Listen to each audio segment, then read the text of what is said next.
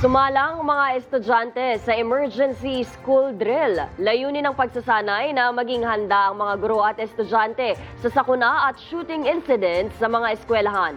May report si Angelo Calixtro.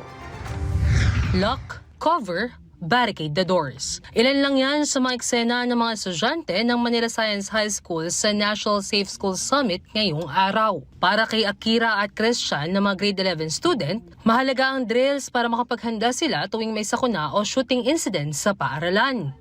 So, ang naging experience po namin is actually nakakakaba po siya. Even though it's just a simulation po. Nandun po talaga yung kaba and yung urge na maging prepared po tayo in terms or in cases like this po. I think it's good that the simulation accurately replicated how it would actually feel because we can feel scared, we should feel prepared. And it's important because it tells us how much we have to prepare in case the scenario ever actually happens. Kasama sa drill ang pag-account kung kumpleto na ang klase. And ang naging preparation po ng section namin is ito po ang placard namin.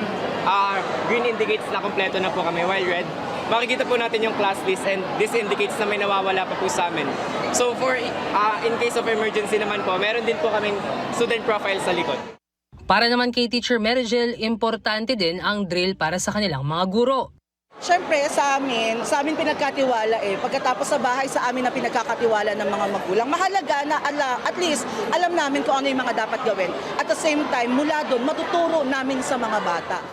Ayon kay DepEd Secretary Sonny Angara, magiging simultaneous ang drills para maging handa mga estudyante at guro sa oras ng sakuna. Hinigpitan na rin ng mga schools ang kanilang safety protocol. But kami sa DepEd, we're really trying to improve our protocols because, meron tayong mga search ng mga bags, meron tayong metal detectors. In some schools, may security guards. Well, we'll be rolling out as we speak. Kumbaga talagang rolling siya. Meaning, every day in different places, magkakaroon tayo. Meron na bang sunod set? Yes, ongoing yan. We're coordinating with the regional directors, kaya nandito sila kasi they want to see how long it will take.